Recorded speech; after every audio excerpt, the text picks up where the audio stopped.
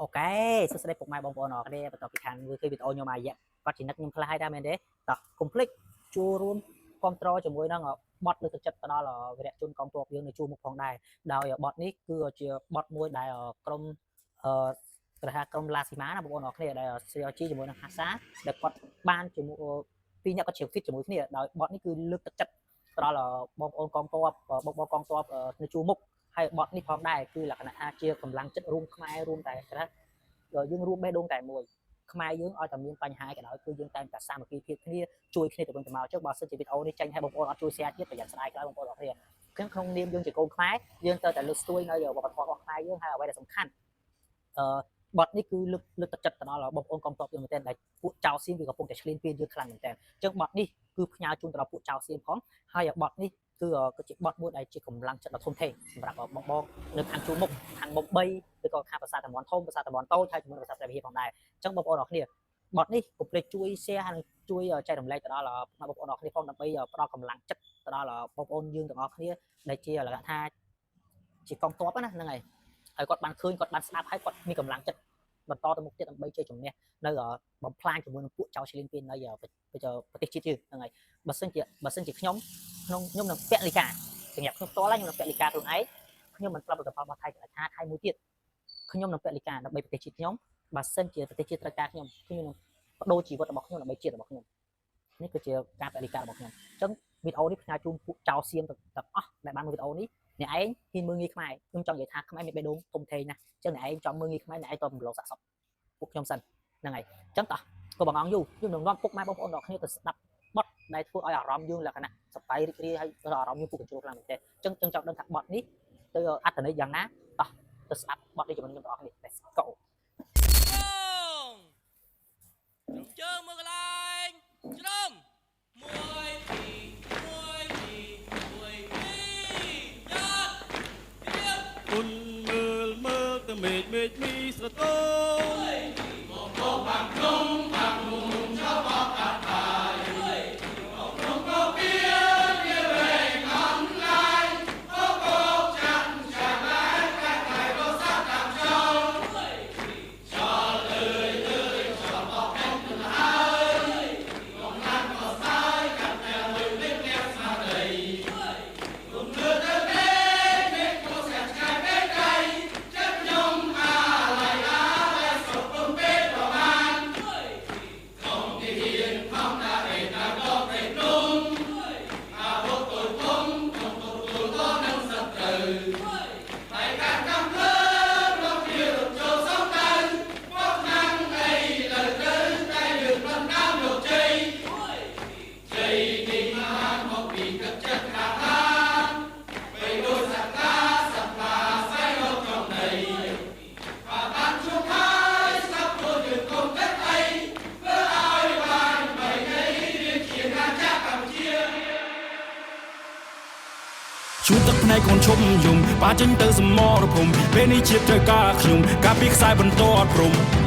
ត្រង់សេជាបន្ទប់គេងកំភ្លើងគឺជាខ្នើយកើតមកជាទីហ៊ានស្មាក់ស្លាប់ខ្ញុំត្រៀមចិត្តរួចហើយ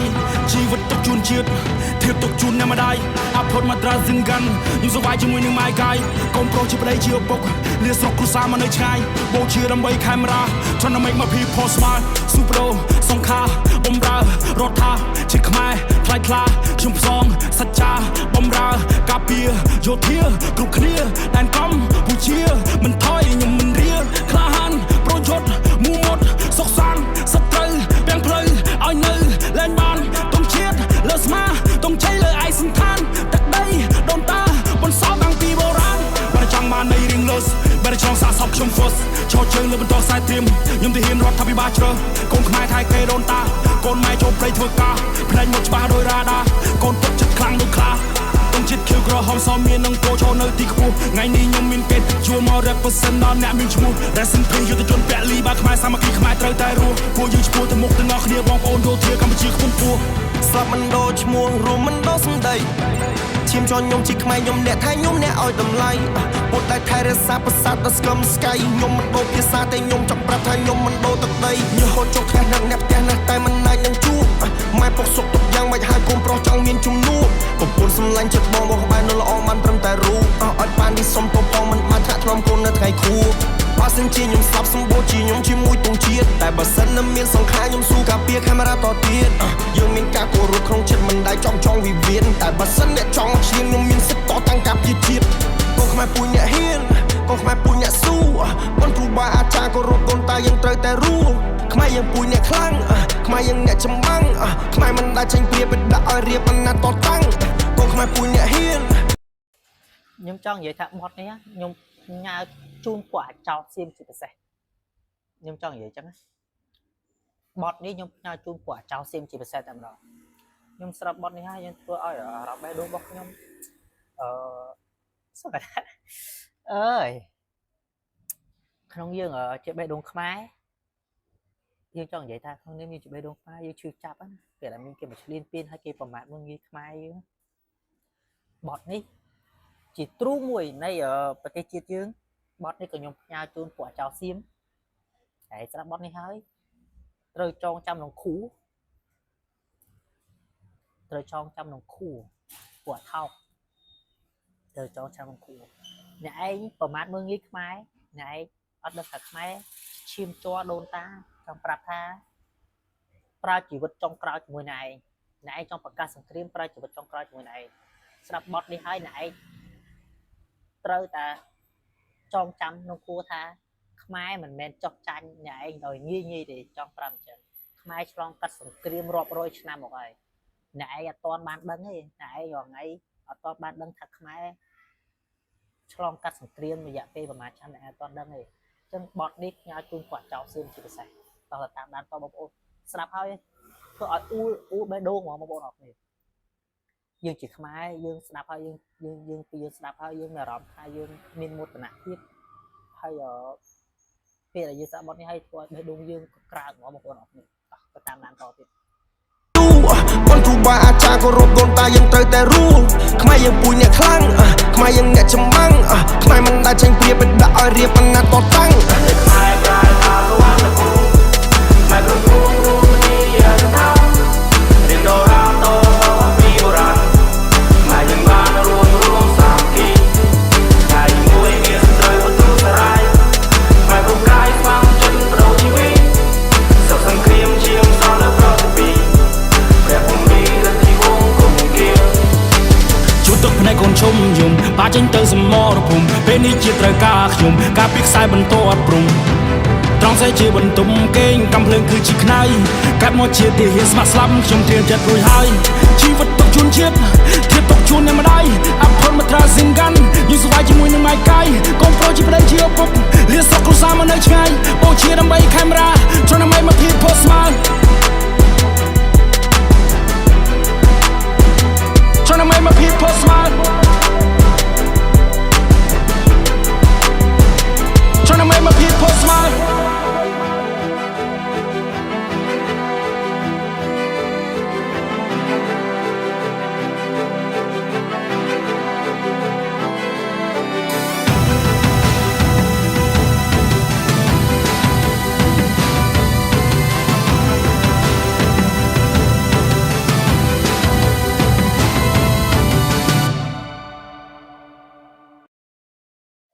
ហ្នឹងហើយពុកម៉ែបងប្អូនអរគ្នាបទនេះគេដែលបានស្ដាប់ហើយវាធ្វើឲ្យអារម្មណ៍លោកគ្រូខ្លាំងមែនតើហើយបទនេះផ្ញើជូនទៅពុកម៉ែបងប្អូនទាំងអស់គ្នាហើយមួយទៀតបទនេះក៏ផ្ញើជូនទៅយុវតីយុវបុរសក្មេងៗដែលជំនាន់ក្រោយក្មេងៗដែលពេញទំនើបសង្ឃឹមថាបងប្អូនចំណាយពេលវេលាដើរលេងយប់ដើរកាត់ចាក់គ្នាអត់ប្រយោជន៍នេះយកខ្លួនទៅការពារជាតិល្អជាងដើរដើម្បីបំផាត់សង្គមសុខចិត្តបើសិនជាយកពេលវេលាដើរលេងអត់ប្រយោជន៍ដើម្បីចង់តដែរយកពេលវេលាហ្នឹងដើម្បីទៅឈឺឆ្អើលជាមួយនឹងប្រទេសជាតិយើងយកពេលវេលាហ្នឹងបូជាឈាមសាច់ស្រស់ដើម្បីប្រទេសជាតិយើងគុំចំណាយពេលអត់ប្រយោជន៍ដើរតែបំផ្លាញសង្គមអីនេះក៏ដាំធ្វើគឺបងប្អូនមួយចំនួនផងហើយសូមឲ្យតែខ្ញុំស្ដាប់បទនេះហើយខ្ញុំធ្វើអារម្មណ៍ខ្ញុំលក្ខណៈថាធ្វើអារម្មណ៍ខ្ញុំវាស្រស់ស្រាយវាធ្វើឲ្យកម្លាំងចិត្តខ្ញុំកាន់តែខ្លាំងវាក៏វាជាកម្លាំងចិត្តមួយសម្រាប់បងនៅតាមគោលដៅដែរតាមមកជួបមុខដែរអញ្ចឹងបានប្រាប់ថាបងប្អូនអរគ្នាគាត់តែចែករំលែកគាត់នេះដើម្បីឲ្យគាត់បានឃើញបានលឺផងហើយដើម្បីគាត់មានស្មារតីដើម្បីប្រឆាំងជាមួយនឹងពួកឈ្លានពានទាំងអស់ផងដែរអូខេតោះអរគុណច្រើនពុកម៉ែបងប្អូនអរគ្នាសម្រាប់ការតាមដានសង្ឃឹមថាវីដេអូនេះនឹងបានទៅដល់បងប្អូនអរគ្នាបានស្ដាប់ផងដែរអរគុណច្រើនជួបគ្នាមួយទៀតបានក្នុងវីដេអូក្រោយបាយបាយ